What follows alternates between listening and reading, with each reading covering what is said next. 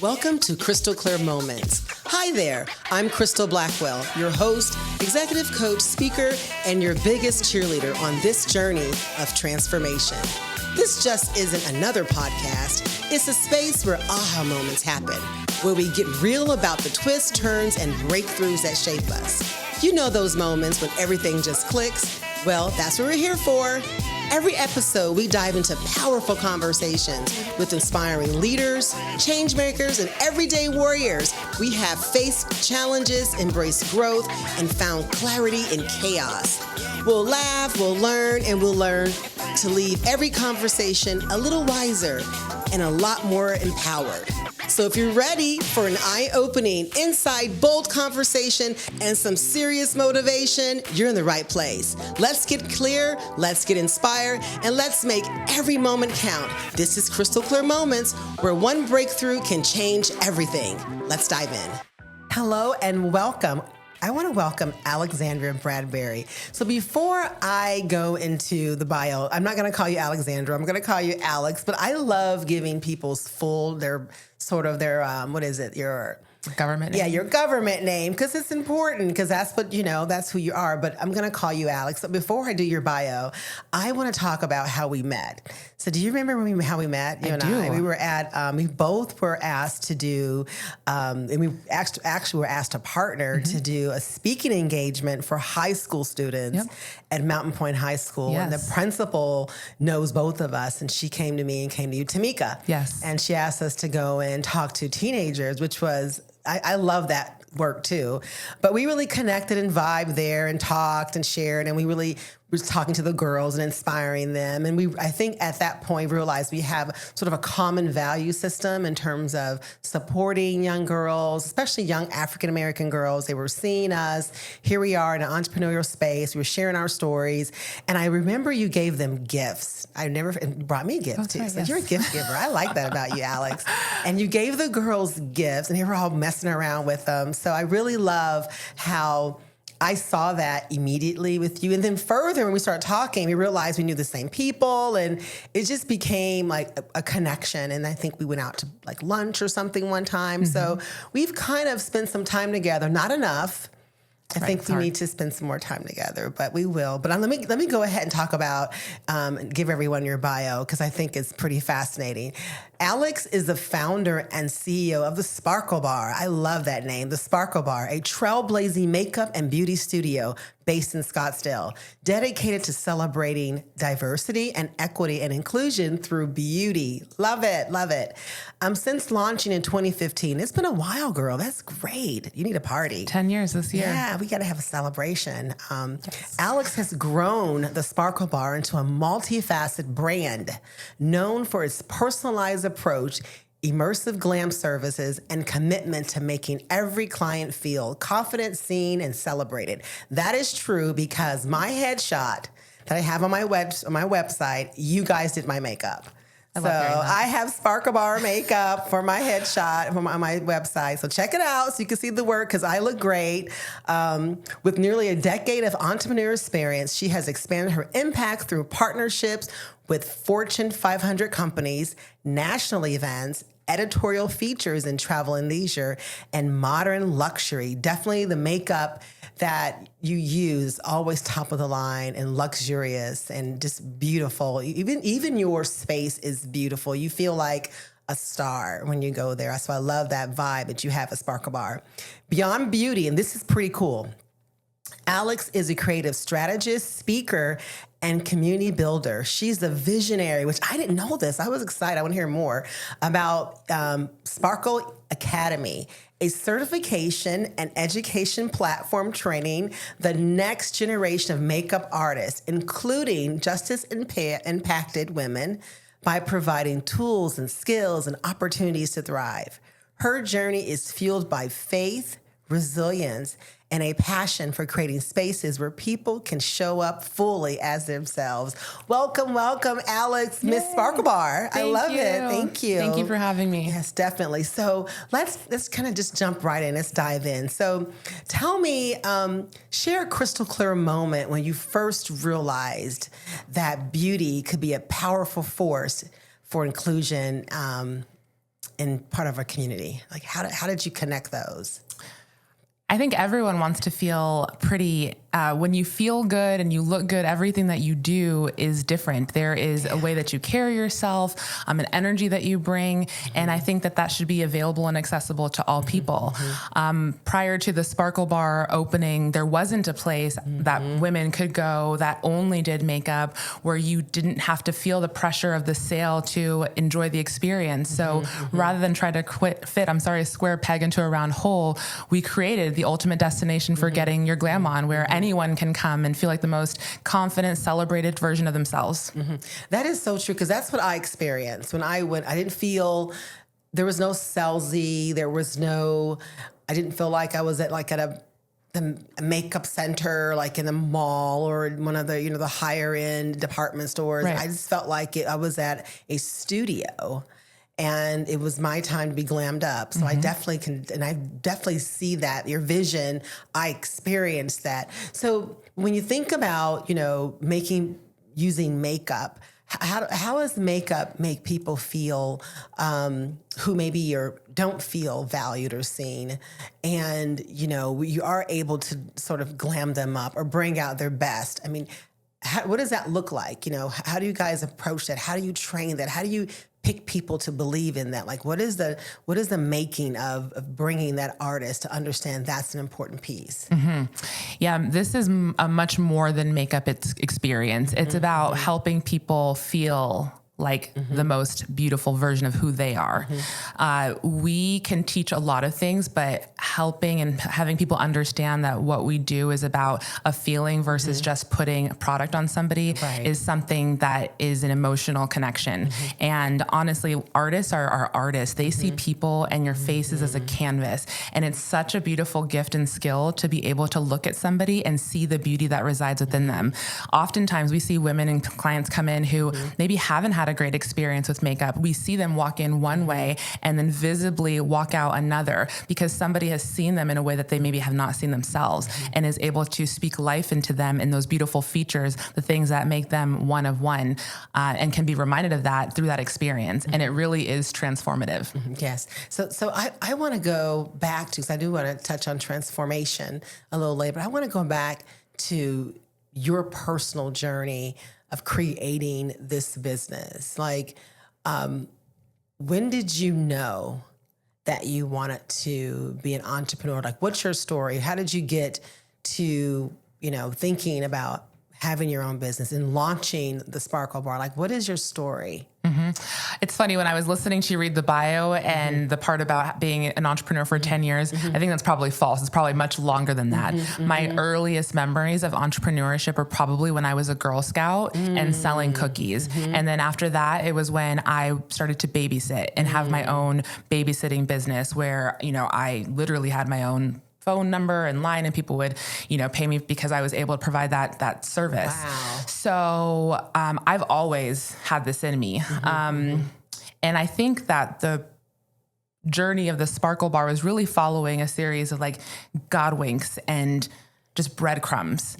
I feel like, and I think Beyonce said it best, the vision sometimes that you were given was given specifically and only to you because it was for you. Right. And I had this vision, and that's really how it started. I was sitting outside on my patio. I was on maternity leave. And it was during that time that I started to think about, there isn't a place that exists that does just makeup. Dry Bar was around at the time, but I'm a makeup girl, and I just remember thinking to myself, why doesn't that exist? So then I started to do some research, and I thought of a name literally in that moment. And I said to myself, if this name exists on GoDaddy, I'm going to buy it. And that's going to be my sign to keep going. And the name was available, thesparklebar.com. And I was like, this means something. So then I kept going. And one action led to another, which ultimately led to, so much of this story. Part of our origin story also includes passing a legislative bill, SB 1320, back in 2014, which essentially exempted all makeup artists from needing a cosmetology license.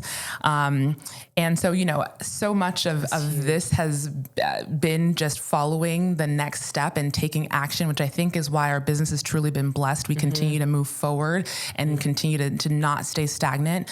And that's really how we've we've come to like honestly get to this point. It's been consistency and a lot of consistent action. Right. So good. So much there. So you said you started out Girl Scouts doing things and then being a babysitter. So you had that in you already. You knew that was a part of who you were. Like what specifically showed up in terms of skills that you knew that you were good at? And it showed up early because I believe gifts and talents are given to you as a small child. And even though you're small and you're a child, you're demonstrating, of course, at the level that you're at, but it's manifesting inside of you. So what are some of the things you reflect back on and say, wow, I did that as a Girl Scout. I didn't realize that showed up there. So I will say, I have to credit my parents, right? My dad's an entrepreneur, and my mom, I'm a first generation born here on my mom's side. Mom's from El Salvador. So she's shown me what's possible in a lot of ways too. So I think that I was born with a lot of like grit to just start with. Ooh, I love that. So I had a lot of great examples around me. So that was very helpful. And then yes, being a Girl Scout, being required to sell cookies, and get out of your comfort zone and ask for the sale, is something that stretches you out of your comfort zone. Now it's super helpful, especially when you're that age, to be selling Girl Scout cookies, something that everyone loves. Everyone wants that. So it helps to build confidence when you have something that everyone loves. Yeah. So I think that helped to really build the muscle for me from a young age that I'm capable and qualified. And when I ask for things, it's possible for them to happen because I had experience in the past that, told me that was possible. But I was actually a shy kid, actually. I wasn't super outspoken. I actually was very quiet growing up. But I was social among my friends. I was a social butterfly.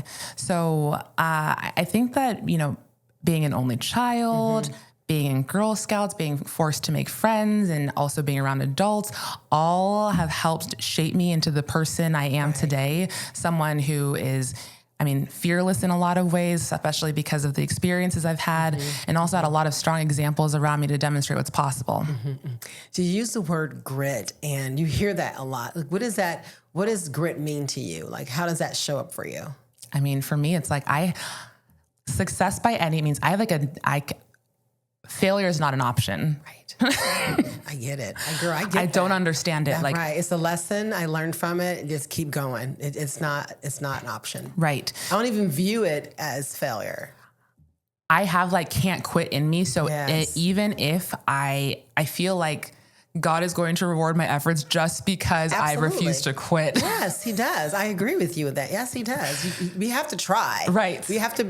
God will bless us, but we have to bring something to the table. Right. Give him something to bless. You got something to work with. Absolutely. Absolutely. Right. So, it's definitely been a very exciting journey, but not obviously without its challenges. And So what would you say? So now you've got some entrepreneurial spirit. Your dad was an entrepreneur. Your mother gave you perspective, hard work. And like you said, just practicing some of those skills growing up built your confidence. And then, you just being aware of when God speaks to you, obviously, because you heard Sparkle Bar and you responded to it. Like at that time, were you working for corporate America, or were you not? What was that like? Because I will tell you, people struggle with that leap, going from a direct deposit paycheck every 2 weeks. I remember that. And on your own, when you have to make it happen, all things. So tell me about that transition, that moment from sitting on your patio pregnant, and then this vision came to you and God spoke to you about what you want to do. You got the Sparkle Bar, you got that domain, and then from there? So my background is sales. And so I was selling medical devices at the time. It's overnight success is not a thing, right? Yeah, so right. I was working full time, had my full time hustle until I was able to transition into my full time passion.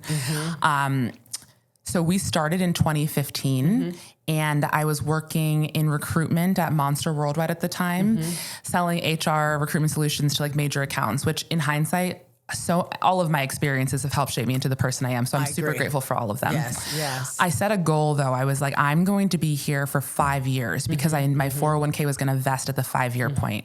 And I'd seen people around me who had been there for like 10 years. And it's like, I don't know, in an instant I saw, I'm like, it can happen so fast. Like you're just here. And then You didn't want that to be you. it couldn't be me. Right. But I could see how, as you get closer to that deadline, things happen. So for me, and this is how I know that my story is complete. I just asked like the Lord order my steps. At my 5-year point, that was 2020. So if you remember, my kids we were on spring break and never went back. That was March. And my 401k was to vest 4/20 of 2020. So I managed to stay working full-time. My kids transitioned home full-time. My partner was an essential worker, so was also working. And December 30th of 2020, I was actually let go from my job at Monster. And I actually look at that as like the biggest blessing. That happened to me. I always think, Alex, when I hear entrepreneur stories, success stories, they always sort of start off like that. Sometimes God has to kick us out. Right. I probably would have stayed there. Kicked us out. Right. Like, I'm going to kick you out because I have so much planned for you and I'm just going to do it. So tell me about that. That was hard, but I also felt like if I wasn't pushed out, I was never going to leave. I was probably going to spread myself so thin until I made myself sick. Ultimately, it did manifest in that way. I did have physical illness that happened and occurred in 2023, but it felt like, okay, if I'm going to bet on anybody, it's going to be me. Got that. I think you and I talked about that once. Yeah. But don't you feel like because you have that mindset, I can bet on me. You were betting on you as a Girl Scout. You were betting on you as a, doing, babysitter. You were betting on you probably in college. You probably always could trust you and your own instinct. Oh, for sure. I mean, even prior to opening the studio, I had internships and co-ops that led me on lots of different adventures. There's definitely so many themes that I can recall that have led me to this point. Good. So now we got you transitioned. Kiddos are home. That's during that whole COVID icky sticky space and then you have a business. You're launching or scaling up. Yeah, I have a full team of employees. Right. So that was the other thing. I have W-2 employees, not just contractors. Right. We've always had W-2 employees. So I was an employee and an employer. So that was a hard time to be shut down for 6 months.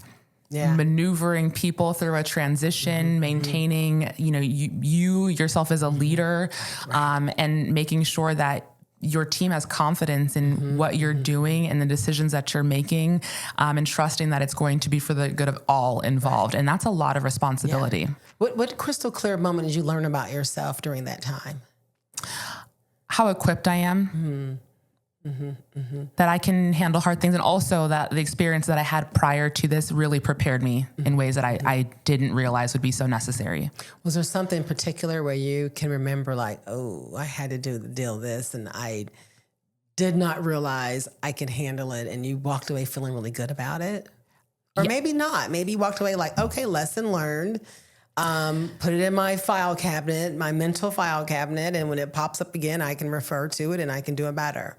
100%. I mean, I will say this, and I haven't really talked about it, but I used to have a business partner. And I think this is a common story among businesses and founders. And this is part of learning lessons. And some of them are really difficult and painful. And in hindsight, I can sit back and have a different perspective on things. But that experience happened right before the pandemic and it was out of nowhere for me. And so when you are required to do things that you didn't expect to do or have to do, it really shows you what you're made of. And I learned really quick, and not to say that it was easy. It was so hard. It was so hard. And I understand that this is not for everyone. Entrepreneurship is hard. It's not. So when you say, because the thing is, people who want to have their own business and they hear us say it's so hard, they don't understand what that really, what is so hard? Hard. What does hard look like? Hard can look like, if you have people whose lives you are responsible for because the check that you cut pays their bills and their life and their future. Groceries and everything. Rent and kids' Plans, daycares and plans. birthday. Absolutely. Right. So much. That's a lot of responsibility. And I don't take that lightly. I fully recognize the responsibility that I have and I take it on, but that's not something that everyone is equipped to carry. It's a lot. Right. I agree. And I think too, when you think about entrepreneurship, we don't think about that space. We make it look sexy, and sometimes it is sexy and fun, but most of the time behind the sexy fun, there's a strategy, there's hard work, there's decision making, there's networking, there's, business plans, there's models. There's You're doing everything. Yes. I remember when I launched my business, one of my early experiences when I realized, okay, I'm on my own. Crystal, you're on your own. Is I had some technology problems, and I was used to having where's an help IT desk? person, right? Where's my IT person? Help desk, right? And then I realized, oh, I'm help desk. I'm tier 1 support. Right. So I was like, okay. Then Google became my friend. YouTube became my friend. I was calling favors of friends. Like, how do I do this? And it did show me that I had resources that I could tap into, and I had to depend on them for me because I needed to get that done. But I remember thinking, oh, it's me. It's me in this game. So what was your moment when you said, oh, I'm an entrepreneur now. It's me in this game. I mean, honestly, at every step of the way, there is a new unlock, a new level that you have to overcome. So at every stage, whether it was getting a legislative bill passed and figuring out what does that even look like? How do I find a lawyer to help lobby? How do you lobby? How do we get a sponsoring senator? Google University was key. And I think that's it. I mean, that's what that's taught me though. And that's why I do have a lot of confidence around being an entrepreneur and a business owner. Anybody can do this. Yes. You just have to be committed and consistent. I never worry about anybody taking my idea because I know they're never going to do it the way that I would do it. Absolutely. When you're your unique own person, with your unique own gift, and what's for you is for you. Right. There's no comparison. Right. I mean, you celebrate actually, and you support and encourage, but there's no comparison. Right. Yeah. So let's talk about this bill, because I know this is pretty important to what you're doing. So walk us through this. I don't think people understand what that is. I mean, they do when you say it, but the impact and how it really helps so many people, who's in that industry, makeup artists, and how, you were able to unlock that so they can really work into their gifts. So talk to us about that, how you were able to get that bill passed and the steps, and why was it important to you? Makeup artistry is so interesting. It's like this, for so long, it's been like a secret almost, where people didn't realize the level of importance a makeup artist has in the lives of people. Yes. Everyone from people you see on TV, before weddings, before special moments, we're really there. And I'm not a makeup artist, but I am the archetype, and I've been in this space for a decade now, but it's so unique to be invited into these personal moments.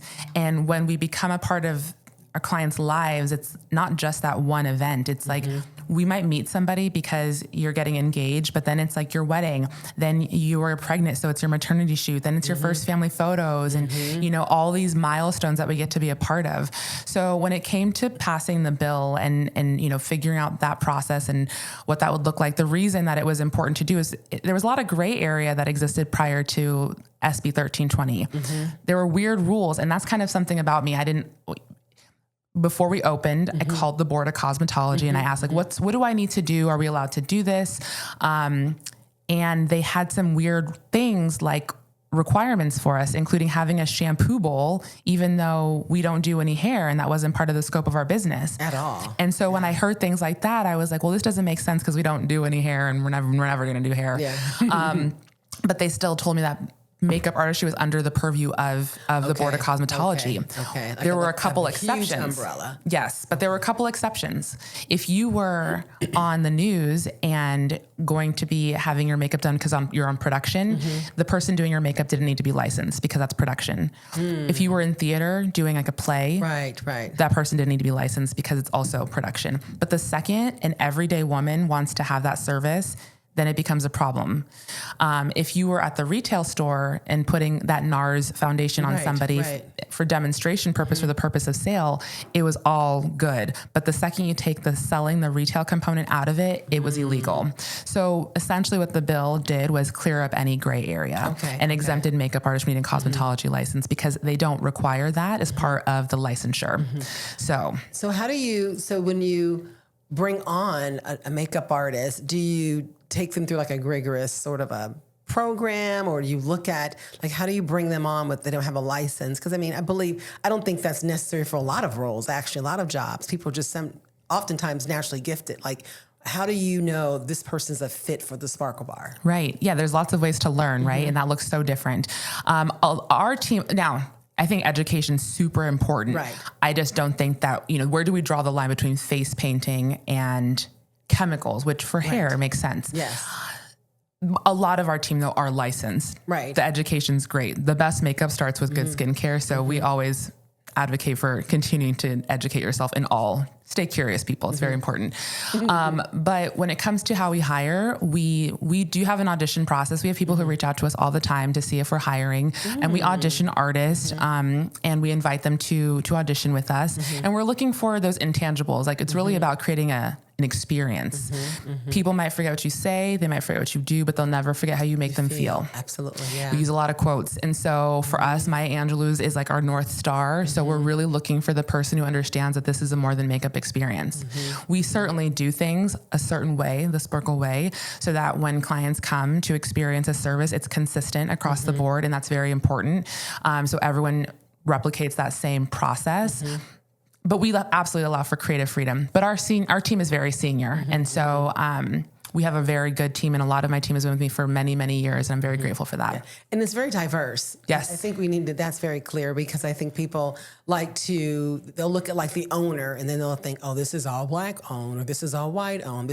No, your group is very diverse. Some of everyone. Some of everyone, which I really love that, because we are. Right. And your clientele is. Right. So anyone can show up and become a Sparkle queen or king or both or whatever. Or Sparkle you want. babe. Yes, Sparkle babe. Yeah, anyone can do that. Yes. So you got Sparkle Bar jamming and you got that moving. So what was a crystal clear moment when you wanted to go into certification into Sparkle Bar Academy? What is Sparkle Bar Academy? Yep. So Sparkle Bar Academy really is that bridge between the person who is freelancing but doesn't quite have the level of skill and refinement that we require to be an artist in residence with us. So our education is really going to bridge the gap and give people a hands-on opportunity to train with us at the studio. They'll get to participate and practice with models, learn our looks, and they'll go through a day of immersive training with hands-on practice. And then on the second day, it'll be the business side, which, just like doctors, not everyone starts a career to be an entrepreneur, right? And so there's like a whole business building side to this. It's important for them to understand that too. Right. Yeah. It's not just build it and they will come. Right. You might want to just sign that lease on that studio, but it might be helpful for you to step into this environment and learn first what's required and to implement some steps that'll help you start to build your clientele, how to price yourself properly, how to, create a consistent and cohesive experience, how to ask for client referrals, like some of the intangibles that we are definitely able to educate on, having been in business for 10 years and also now can help others really compress their own timelines. So walk us through or share a story of a time when you had a client that came in and transformation happened to them because of the experience at the Sparkle Bar. They may have been going through a tough time, and it really made you proud. Like, this is why I have the Sparkle Bar. Do you have a story where? Oh my gosh, I can tell you. I have so many. Yes, there are several. So I'll give you a couple of my favorites. one of our first reviews on Yelp came from a woman who came to get her makeup done before a job interview and wrote back to let us know that she like crushed her job and got her dream job. And it was all as a result of how she felt walking into that interview, which I know the power of feeling good. So that like sends me, I love that. Some of my others are when I see women come in and immediately feel seen and safe. It's like what's understood doesn't need to be said. Like I can see it when especially women of color, when they come in and they feel immediately safe because they see the products we have, they see our team, and they can just feel the energy. That makes me feel really happy. And then, you know, we've had some experiences with clients who we've had like really rough days and, you know, you only know as much as anybody is willing to share with you. So we treat everyone with love and it's very important. And I could tell this woman was having a very difficult day and she had come in to get her makeup done before New Year's and she absolutely loved it. And she started to tear up a little bit and she was crying because her sister had just passed away and her sister was the one who had always done her makeup and she just loved it because it just took her back to a happy place and she thanked us and hugged us. And I just feel really grateful that we can serve as a space that can invite people to feel the feels and like feel safe in doing so. Yes. And like I said, I've referenced this a couple of times. When I was there, I felt that, you know, and I was just getting makeup for a headshot, you know, but I felt like everyone there was like excited for me to get my makeup for my headshot. Like, oh, you know, I felt like a little party, you know, for me. And that did feel good because that was the first time I had ever invested in a makeup artist for headshots. Usually I do it myself, you know, but I did find that it was important. It did make me look more polished, it leveled me up. And then it was nice to have someone else do something for you. Like it's a pampering. It gave me an element of self-care. 100%. So I think that when we think about self-care, there's so many different ways we can care for ourselves. That's one way we can. We think of it, we need to do it just for a special occasion, but we can also just do it just to learn a new look or a technique or just something special. So I love that you guys have that. And also, in your bio, you mentioned, and I read out how you're able to help women who may not be in situations where their lives are sparkling. You know, maybe they're coming from domestic violence, or maybe they're coming from a situation, they're, you know, coming and transitioning from something dark and trying to find the light. Do you guys do things where you support maybe women and men too? Because I think you do both. You just, whoever wants makeup, really pour into a community that's in need. Absolutely. I mean, we try to support. I think it's very important to give back, especially, you know, we live, we work, we play here, and it is important to impact the places that we have influence. That's why I'm on the PTO for my daughter's school, because I want to be present and I want to like be involved. And so I think it's super important that we also do that as a business.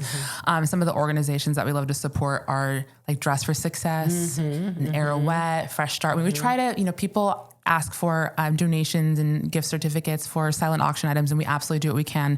We like to go on site too when we can. And one exciting thing, something I'm super excited about, and we're in the final stages of getting all of our funding and sponsors for this, because makeup artistry is a really beautiful career. It offers a lot of opportunity. It allows people to participate in the gig economy in very unique ways, and especially for justice impacted women who have come out of places like Perryville. And while second chance employment is a thing, it's not always the case for people. Sometimes people go and come out very educated. They've paid their debt to society, but they still don't get the chance. And sometimes people need to just be able to start working, and makeup artistry is a really unique career path in that it has a small footprint. You don't need a brick and mortar. You can literally start to using your own skill, talent, and ability and go start to build your business and start your craft and go earn the money you need to pay that restitution and your court fees, like those small things that absolutely add up. People can't get a job without I mean, there's just so many barriers to re-entry that I think that there is a very unique opportunity in workforce development when it comes to makeup artistry and trade specifically, because there is a Scottsdale everywhere. There is a place and a person getting married. People are having babies. family photos are being Absolutely, taken. yeah. And this is like a Main Street business, truly. So truly I is. think that there's a lot of opportunity, and that really excites me. Yeah. I'm excited that you focused on women reentering the workforce who maybe pay their debt to society. I love that. We don't do that enough. We don't give them an opportunity to just rebrand themselves and then encourage them. Like you said, they can practice this tool. They can practice this day one. Right. You know, you can build a business day one, and that can morph to other things, just Right. confidence. And maybe they want to get a brick and mortar one day. Maybe they could be doing makeup for, celebrities or people that, just traveling with someone doing their makeup. There's just opportunities are endless. Right. So I love that that's an area that the Sparkle Bar has found important to support. Yes. And especially, with women. And it's nice when women support women, right? Yes. we Right. got to take care of our own first.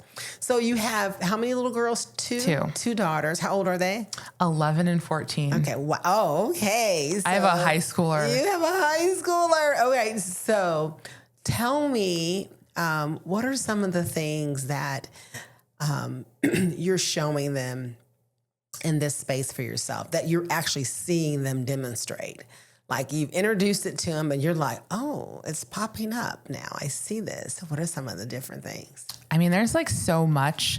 Everything from when I hear them talk to each other and we can sell this. This is a little business. They have that in them, their creativity, their resourcefulness. When I hear them be willing to try new things. I mean, I'm constantly inspired by my kids and their ability to like just go after it. My youngest plays basketball and she went to practice with a high school team a couple weeks ago. And I'm like, she's in 7th grade. She's so much younger. And I'm like, how brave of her to just like go out there and just do it. Yeah. So I think that it is like, we continue to learn from each other. I'm very honest with my girls. I'm definitely that millennial parent. Yeah. They have seen me go through it with the business and life, and I don't hide that from them. When I'm having a hard day and I need to cry, I cry, but they always see me bounce back. Yeah. So I think it's really important for them to witness that and know that it is okay to like go through the motions, but also how to pick yourself back up. Be resilient. Right. Show it. That's something that I'm a millennial parent. I'm a Gen X, parent. But I did that with my sons. I've been transparent with them forever, so they're used to it. But there are generations where that does not exist, where you don't see that. And I think they need to see that we're human. They need to see that our struggle. They need to see when we succeed and we celebrate and the work, because that's real life. And when we shelter them from life and experiences, and they won't have their crystal clear moments because it'd be jaded. Right. And there's times when things just go, whoa, that's memorable. I need to do that. So your 14-year-old's entering high school and your 11-year-old is in junior high. So, Yes. oh boy. So they get along pretty good. Oh yeah, they're great. Oh, that's great. All right. I love it. It's very sweet. It's fun times. So, and your business right now, do you include them with anything? They kind of support you? Like, what are some of the fun things they get to do? Oh my gosh. Other than playing makeup. They really don't even do that often, to be Really? honest with you. Yeah. This is product. Right. I Live hear product. I do try to incorporate them as much as I can.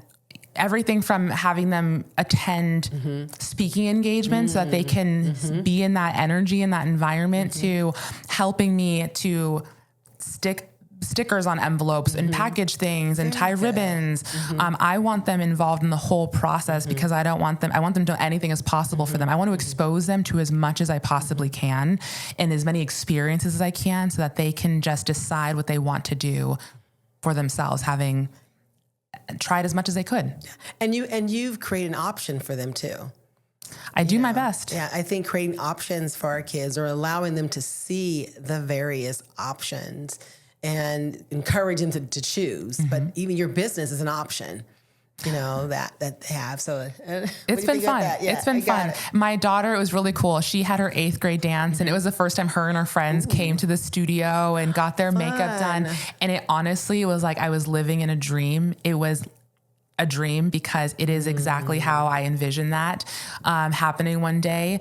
There are some times when I sit in studio and I'm like, I'm so grateful. Thank you, Jesus, for blessing me with this space and the way that it impacts everyone who comes to these doors and the blessings that it provides, because it really does have like ripples of impact. Yes, it does. So what crystal clear moment are you expecting? Crystal clear moment am I expecting? Yes. What are you expecting? I've always known I was different, and I'm very excited about our education path and what we are bringing with Sparkle Academy. There isn't anything like it, and I'm very excited about how that's going to really transform us as a business, and also the impact that we can have in helping other people to accelerate their own opportunities. I think it's going to grow beyond just the Sparkle Bar as a brand and globally. I do too. That's why I wanted to talk a little bit about it. I have not heard anything about or any business doing that. And I like a teaching element to any business model.